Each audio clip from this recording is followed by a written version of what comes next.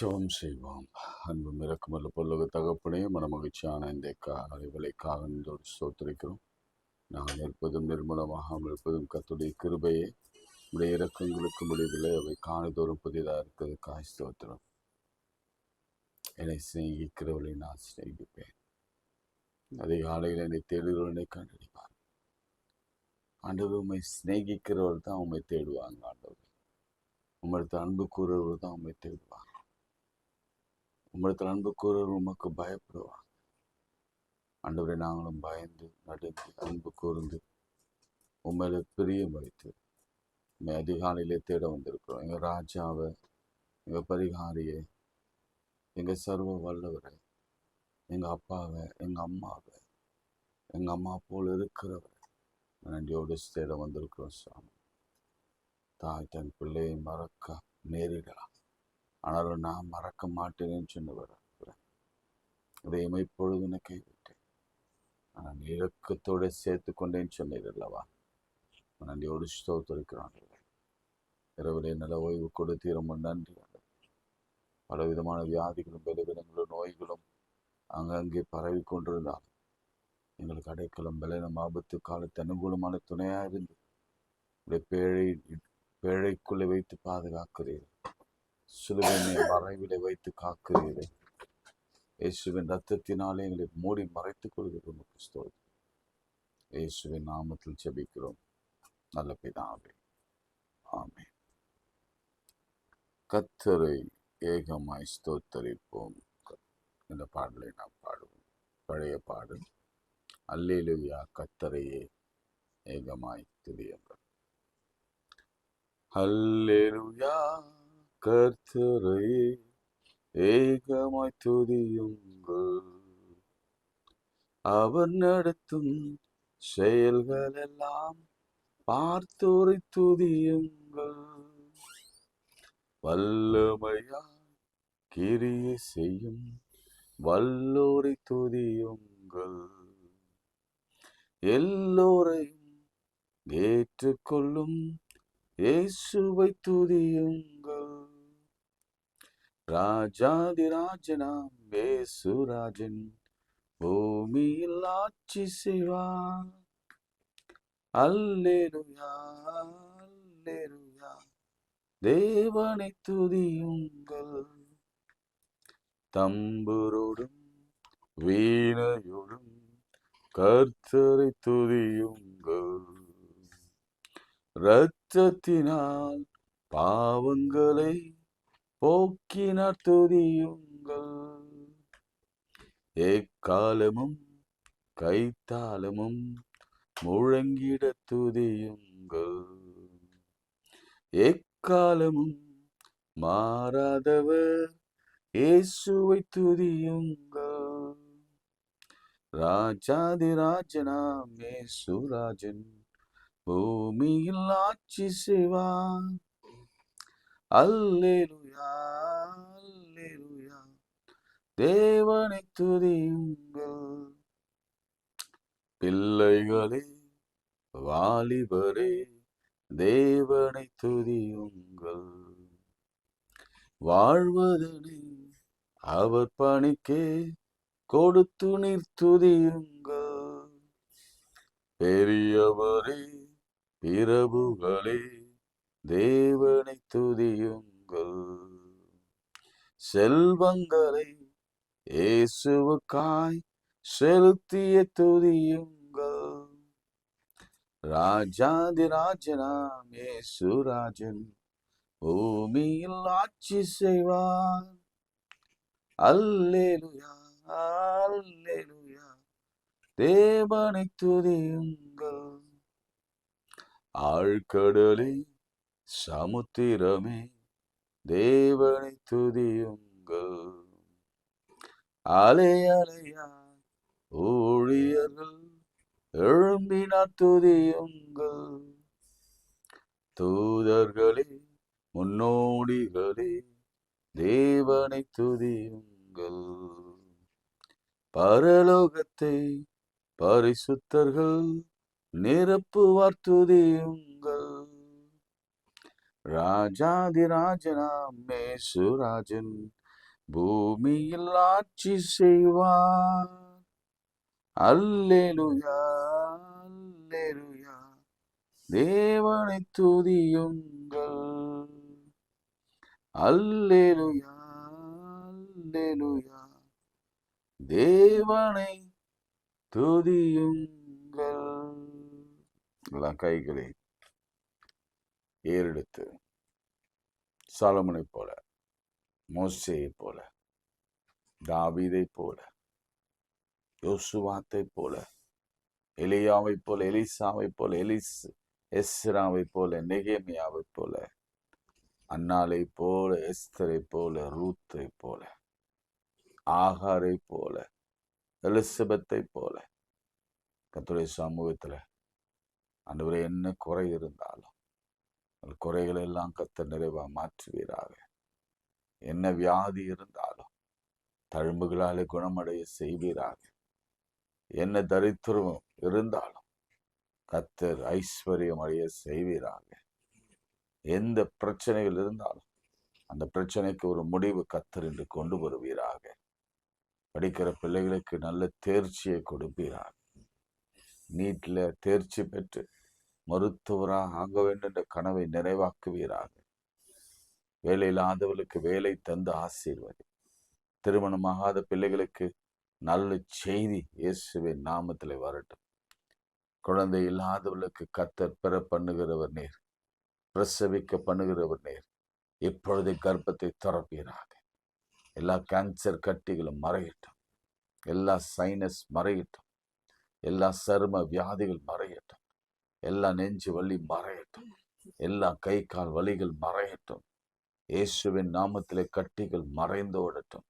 சமீபத்திற்கு மாத்திரமல்ல, இந்த நாளிலே வெளிநாடுகளிலே, வெளியூர்களிலே, சென்னைக்கு தாண்டி வெளியிருக்கிறவர்களுக்கு இன்னைக்கு ஒரு விசேஷத்த நற்செய்தி வரப்போகிறது.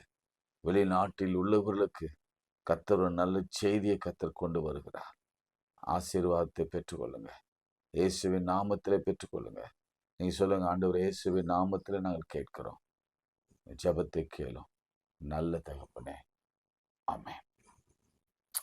பிரியமானவர்களே, நாம நேற்றிலிருந்து கூட ஒரு சென்டென்ஸ், ரொம்ப மனதை தொட்ட சென்டென்ஸ், அது இன்னும் நீங்க ஆழமா அதை ஆராயும்படி அன்போடு கூட நான் அழைக்கிறேன். என்ன சென்டென்ஸ்னா, நீ விரும்புகிறது என்ன கேள். சாலமோனை பார்த்து கர்த்தர் சொன்னது, ஒரு தகப்பன் அக்சாலை பார்த்து உன் விரும்புகிறது என்ன என்று கேட்டான். ஒரு ராஜா எஸ்தரை பார்த்து கேட்டான், நீ விரும்புகிறது என்ன? ராஜ்யத்தின் பாதியானாலும் நான் உனக்கு தருகிறேன். அக்சால் கேட்கும் பொழுது, ஆண்டவரே நீ வறட்சியை கொடுத்தீங்க, தகப்பனே எனக்கு வறட்சியை கொடுத்தீங்க, எனக்கு செழிப்பான நீர்நிலைகள் உள்ள ஒரு இடத்தை கொடுங்க என்று கேட்ட பொழுது தகப்பன் அன்பாய் கொடுத்தான். அந்த மாதிரிதான் நம்ம பெற்றுக்கொள்ள போகிறோம். நேற்று பெற்றுக்கொண்டோம். இந்த ஆச்சரியமா சில காரியங்கள் கர்த்தர் செய்கிறார். அது ரொம்ப அற்பமா இருக்கலாம், ஆரம்பம் அற்பமா தான் இருக்கும், முடிவு சம்பூர்ணமா இருக்கும். கர்த்தர் நம்மள ஒரு நல்ல செயலை தொடங்கி இருக்கிறார். நேற்று முதல் அது தொடர்ந்து நடக்கும். இனி நாம் கீழே இறங்க போவதில்லை. அவர் எல்லாம் நம்ம கேட்கிறது எல்லாவற்றையும் கொடுக்க அவர் இப்பொழுது மனம் நம் பக்கம் திருப்பி இருக்கிறார். ஆமென் சொல்லுங்க. சரி, நேற்று நான் மார்க் 10ஆம் அதிகாரத்தை நான் வாசித்தேன். இன்னொரு முறை உங்களுக்காக நான் வாசிக்கிறேன். 10ஆம் அதிகாரம் அதனுடைய 46ஆம் வசனத்திலிருந்து நீங்க வாசித்தீங்கன்னா, பின்பு அவர் எரிகோவுக்கு வந்தார்கள். அவரும் ஒரு சீஷல் திரளான ஜனங்கள் எரிகோவை விட்டு புறப்படுகிற பொழுது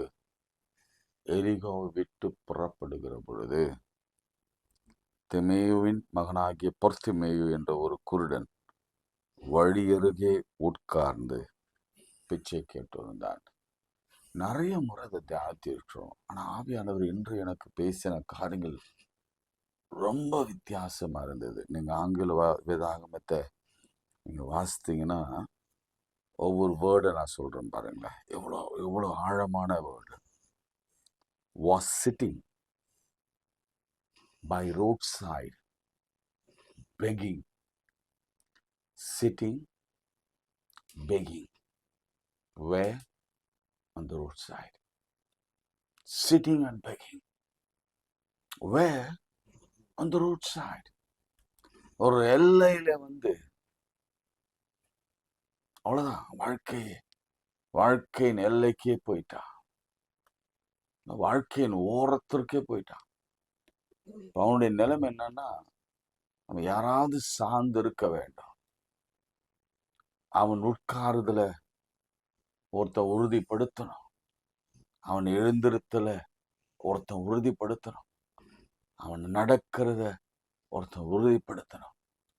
அவனுக்கு திருமணம் ஆகாது, வேலைக்கான வாசல்கள் ஒன்று கிடையாது, குடும்பத்திலே அவனை ஒருவேளை இன்கம் ஈட்டுகிறவனாக பார்க்கலாமே தவிர, ஏதோ யாசகம் பெற்று வீட்டுக்கு கொண்டு வந்து கொடுக்கிறவனாக அவனை பார்ப்பாங்களே தவிர, அவனை ஒரு ஒரு ஒரு ஒரு பிள்ளையாக கூட, அல்லது ஒரு மகனாக, ஒரு சகோதரனாக கூட அவனை பார்த்தாங்களன்னு தெரியாது. அது குடும்பத்தின் பார்வை.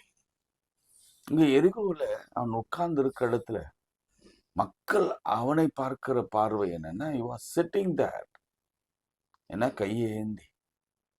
இப்போது நம்ம ரோட்ல போகிற பொழுது, ஏழைகளை பார்க்கிற பொழுது, பார்வையற்றரை பார்க்கிற பொழுது, இயல்பாகவே நமக்குள்ளே ஒரு இலகின மனது, உதவி செய்ய வேண்டும் என்ற மனது வரும்.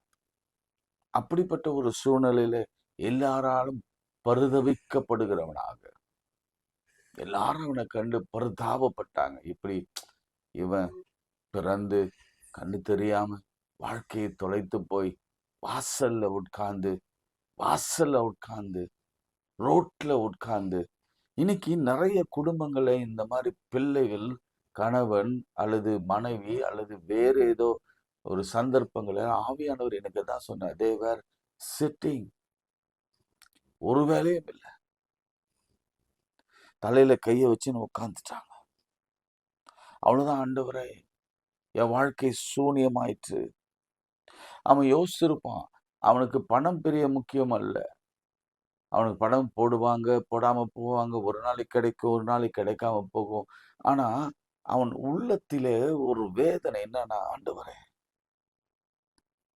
இப்படிப்பட்ட ஒரு நிலைமை என் எதிராளிக்கு கூட வரக்கூடாது. இன்றைக்கு எத்தனை பேர் அப்படி உட்கார்ந்து இருக்கிறீங்க? இன்னைக்கு ஆவியானவர் ரொம்ப தெளிவா பேசுகிறார். என் பிள்ளைகள் அதே போலதான் உட்கார்ந்துட்டாங்க. அவங்களால எழும்ப முடியல, அவங்களால எழும்பி நிற்க முடியல. யாரையோ சார்ந்து சார்ந்து சார்ந்து அவன் வாழ்க்கையை தொலைத்து போயிருக்கிறாங்க. அவங்களால தனிச்சையா எழுந்து நிற்கவும், யாரும் இல்லாமல் வாழவும் அவளால முடியல. இந்த 3 வார்த்தை என்னை மிகவும் தொட்டது. he was sitting alone, where? on the road side. Road சைடில் இருக்கிறவங்க வீடு கூட இல்லைங்க, ரோட் சைடில். and begging. யாசகம் கேட்பது என்பது சாதாரண விஷயம் இல்லை. அது தன்மானத்தை வெறுத்து, தன்மானம் எல்லாம் போயிடும். ஒருவேளை நீங்க கடன் வச்சிருக்கேன்னு வச்சுக்கோங்களேன். என் வாழ்க்கையில நான் நிறைய அதை சந்திச்சுட்டு இருக்கிறேன். நமக்கு அவசரமா சில நேரங்களில் பணம் தேவைப்படும். ஆனா எனக்குள்ள இருக்கிற இந்த பெரிய வைராக்கியம் என்ன, கிறிஸ்துவுக்குள் இருக்கிற அந்த நம்பிக்கை என்னன்னா, நம்ம யாரையும் கேட்கக்கூடாது, கர்த்தரே தரணும். யாரிடத்திலும் ஒருவேளை நம்ம இடத்துல ஏதாவது ஜுவல்ஸ் இருந்தா அதை வச்சு நம்ம ரொட்டேட் பண்ணலாமே தவிர, நம்ம யாரிடத்திலும் போய் நிற்கவே கூடாது என்ற ஒரு வைராக்கியம் வரும். ஆனா உள்ளுக்குள்ள ஒரு வேதனை வரும் பாருங்களேன். ஐயோ ஆண்டவரை, எப்படிப்பட்ட ஒரு சூழ்நிலையில நான் மாட்டிட்டேனே, அதாவது யாசகம் கேட்கிற நிலையில வாழ்க்கையை நிறுத்திட்டு என்று சொல்லி கண்ணீர் வட்டித்து இருக்கிற அநேகரில் நானும் ஒருவன். அதனாலதான் நான் அந்த இடத்துல என்னை வச்சு பார்க்கிறேன். அவன் கண் தெரியாம இருக்கலாம், ஆனா கண் தெரிஞ்சும் உள்ளுக்குள்ள இருள், மனதுல ஒரு இருட்டு, வாழ்க்கையில ஒரு வெளிச்சத்தை பார்க்காம ஏதோ ஒரு மூலையில உட்கார்ந்து, ஏதோ ஒரு அறையில உட்கார்ந்து, ஏதோ ஒரு ஆபீஸ்ல உட்கார்ந்து, ஏதோ ஒரு இடத்துல தனிமையில உட்கார்ந்து கெஞ்சுகிற ஒரு நிலைமை, அது யாருக்கும் வரக்கூடாது. நம்ம ஜெபிக்கணும். இன்றைக்கு ஆவியானவர் அப்படிப்பட்டவங்களோடு தான் பேசி கொண்டிருக்கிறார். அது நீங்களாக இருந்தா உடனே ஜெபத்தை ஆரம்பிங்க. ஆண்டவரே, இவன் இப்படிதானே உட்கார்ந்து பருத்திமையோ, இப்படிதானே உட்கார்ந்துருந்தான், நானும் அப்படிதானே உட்கார்ந்துருக்கிறேன். இன்னும் சில வார்த்தைகளை உங்களுக்கு சொல்லி காண்பிக்கிறேன். அதெல்லாம் உங்களுக்கு ரொம்ப ஆச்சரியமாக இருக்கும். அதன் பிறகு when he heard, அது ஒரு வார்த்தை, கேட்டான். when he heard, அது ஆங்கிலத்தில் when he heardன்னு போட்டிருக்கு. நசரேனாகிய இயேசு வருகிறார் என்று கேள்விப்பட்டான். when he heard, பெரியவான்லாம் தினந்தோறும் காலையில வேத வசனம் ஏன் சொல்லப்படுகிறது என்று சொன்னார். நல்ல கவனிங்க. சூழ்நிலை அப்படி இருக்குதா, நமக்கு பருத்தியமையில தான் சூழ்நிலை இருக்கு. ஆனா தினந்தோறும் ஒரு நற்செய்தி சொல்லப்படுகிறது. என்ன நற்செய்தி தெரியுமா? ஜீசஸ். சொல்லுங்க, ஏசு என்ற வார்த்தை. நீங்க இந்த அதிகாலை ஜெபம் எல்லாம் எடுத்துக்கொள்ளுங்க. அது இயேசு கிறிஸ்து இல்லாம ஒரு நாளும் கடந்து போனதில்லை. யெகோவா தேவன், யெகோவா ஈரே இல்லாமல் ஒரு நாளும் கடந்து போனதில்லை. நமக்காக வாக்குக்கடங்கா பெருமூச்சோடு கூட வேண்டுதல் செய்கிற பரிசுத்த ஆவியானவர் இல்லாம கடந்து போவதில்லை. அதுதான் இங்க சொல்லிக்கொண்டே இருக்கிறோம். எனக்கு அந்த வார்த்தை தான் உங்க காதுகளில் விழுகிறது. என் காதுகளில, என் இருதயத்துல, என் சிந்தையில என்ன விழுதுறோமா? இயேசு வருகிறார். ஆமென் சொல்லுங்க. இயேசு வருகிறார். நான் நிச்சயமாக சொல்வேன், இந்த ஒரு குருடனுக்காக தான் ஆண்டவர் அந்த பக்கமே அவர் வந்தார் என்று நான் சொல்வேன். உனக்காக, உங்களுக்காக, எனக்காக என் ஆண்டவர் வந்தார். இப்போ அவன் சொன்ன காரியங்கள் பாருங்க. Jesus of Nazareth, he began to shout, Jesus, son of David, have mercy on me. Jesus, son of David, have mercy on me. இயேசுவே தாவீதின் குமாரனே, எங்களுக்கு இறங்கும் என்று கூப்பிட தொடங்கினான். He started screaming and crying. ஆங்கிலத்துல, கிரேக்கத்துல அப்படிதான் இருக்கும். அவன் அழுது சத்தமிட்டு கூப்பிட்டான். இப்ப பாருங்க, நிறைய வார்த்தை. சிட்டிங், பெகிங், crying, shouting, எவ்வளவு சின்ன வார்த்தை தான். சின்ன வார்த்தை தான். அதுவும் என்ன வார்த்தை சொல்றானா, இதுவரைக்கும் மார்க்கு சுவிசேஷத்துல இந்த 10ஆம் அதிகாரம் வரைக்கும் தாவீதின் குமாரன் என்று சொல்லப்படவே இல்லை. எல்லா கண்கள் இருந்த குருடா இருந்தாங்க அந்த யூத மக்கள்.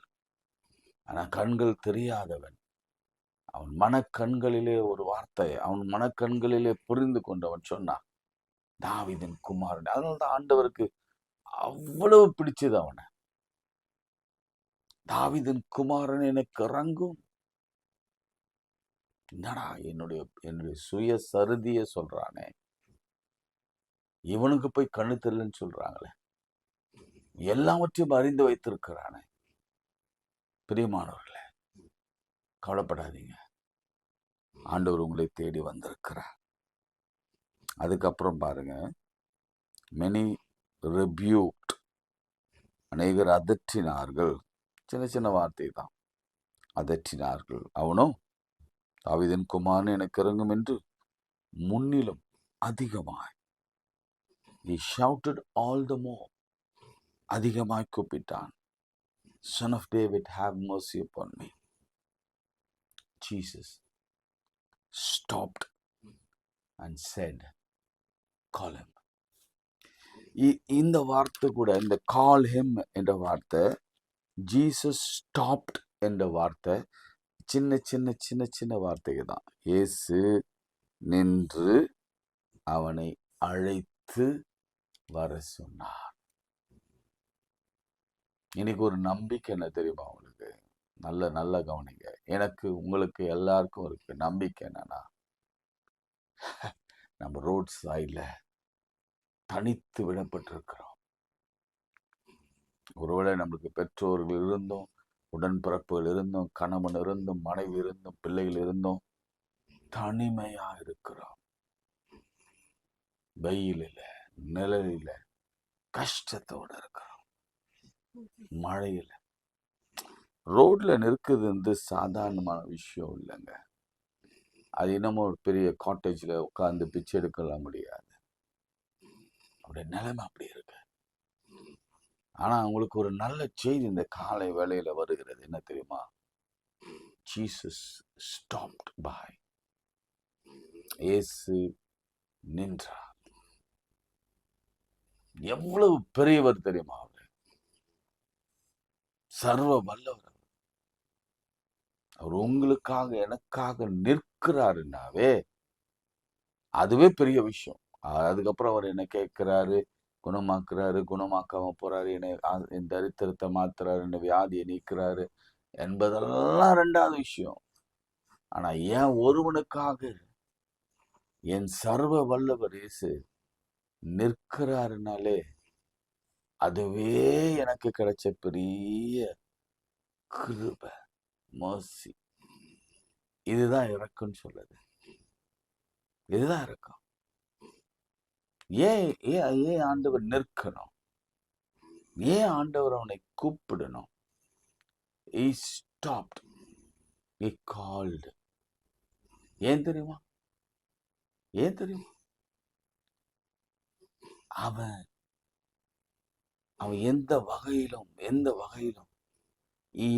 he is not deserved. இனி கூட கிருபை என்பது என்னன்னா, தகுதி இல்லாத நமக்கு கர்த்தர் கொடுக்கிற ஆசீர்வாதங்கள் இல்ல. ஆங்கிலத்துல அந்த வார்த்தை என்ன வார்த்தை? we are not deserved. சில சொல்லுவாங்க ஜபத்துல, நல்ல கவனிங்க, இங்க நான் முடிக்க போறேன்.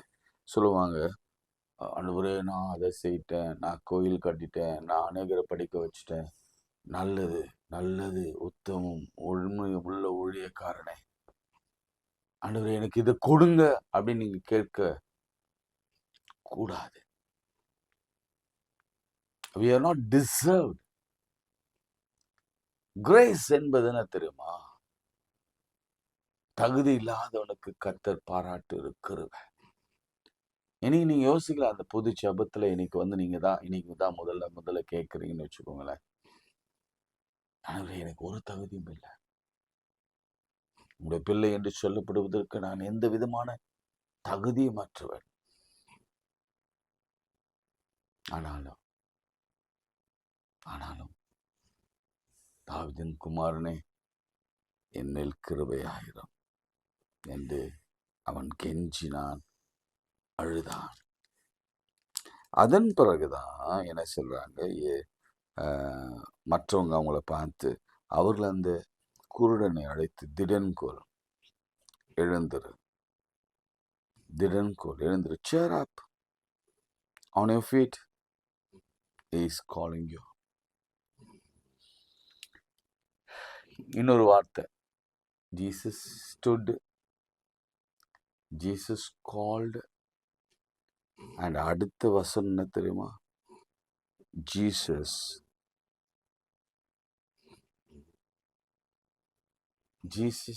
அவன் மேல அவ்வளவு இரக்கம் வைத்தார். Jesus was so gracious to help this blind man. ரொம்ப அழகான பேர், இயேசு அழைக்கிறார். நீங்க கர்த்தருடைய பிள்ளையா இருக்கலாம், இல்லாம இருக்கலாம். நீங்க டிசர்வ்டா இருக்கலாம், இல்ல டிசர்வ்டு இல்லாம இருக்கலாம். நீங்க ஊழியரா இருக்கலாம், ஊழியம் இல்லாம இருக்கலாம். ஆனா நாம ரோடோரங்களில அல்லது வீதிகளில இருக்கிற ஒரு சூழ்நிலை, பார்வையற்ற சூழ்நிலை, பார்வை இருந்தும் உள் குருடா இருக்கிற ஒரு சூழல், நல்ல வியாதி, நல்ல சுகம் இல்லாம வியாதிகள், பலவீனங்கள், நோய்களும், தரித்திரங்களும், வறுமைகளும், வேதனைகளும், கடனும், பிரச்சனைகளும், ஒருவேளை குழந்தையின்மை, திருமணம் ஆகலை, இப்படி என்று பலவிதமான போராட்டங்களில் இருந்தாலும்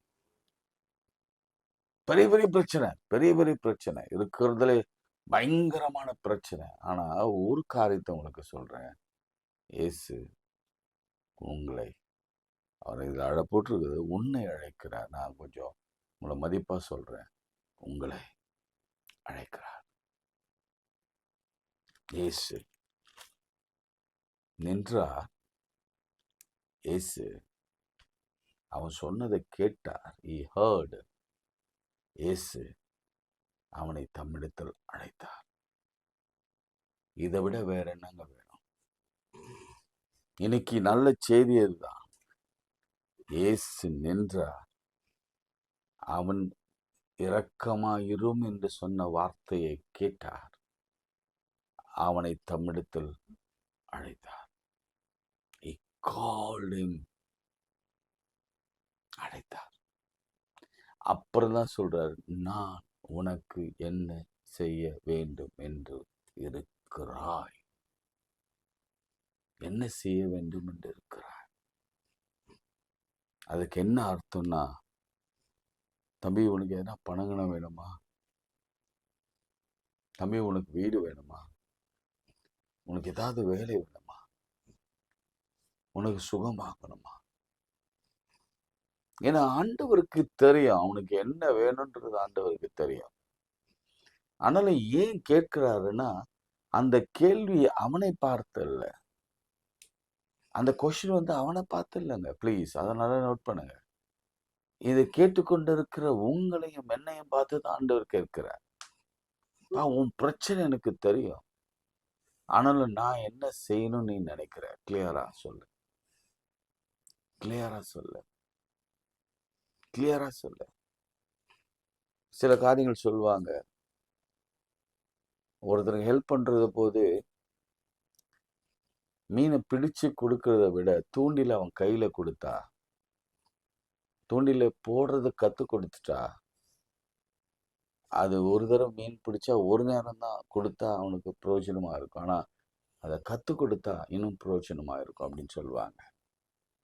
இன்றைக்கு கூட நம்முடைய நம்முடைய நம்முடைய ஜெபங்கள் எப்படி இருக்கிற?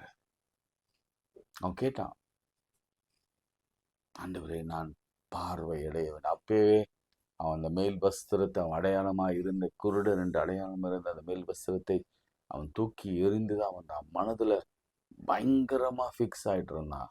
எனக்கு பார்வை வேண்டாம், நான் மறுபடியும் அந்த இடத்துல உட்காரக்கூடாது.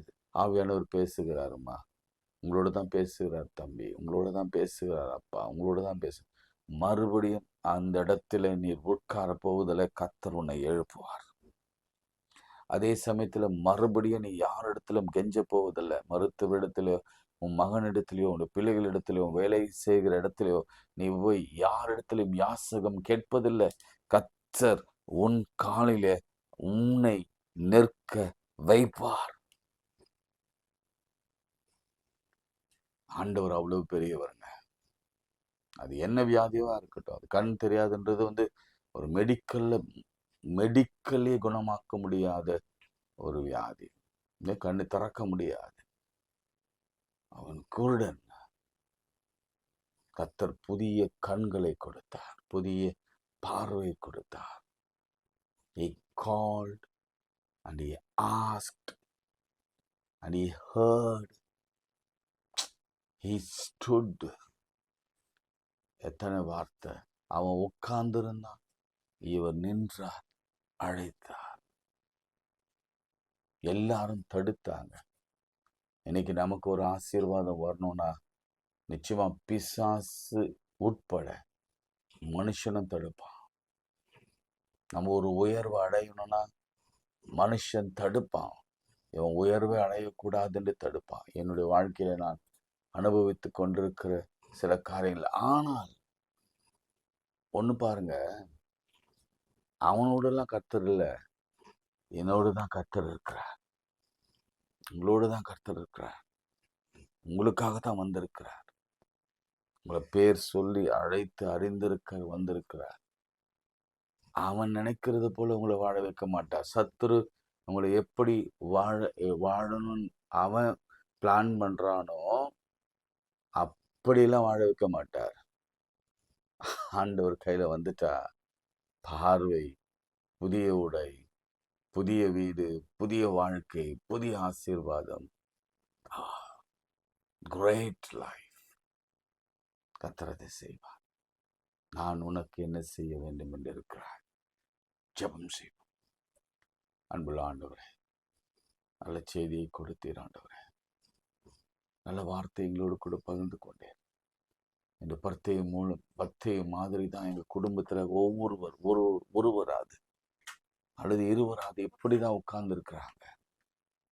நோமேன்ஸ் லேண்ட்ல உட்கார்ந்து இருக்கிறாங்க. அவனால எழும்ப முடியாம உட்கார்ந்து இருக்கிறாங்க.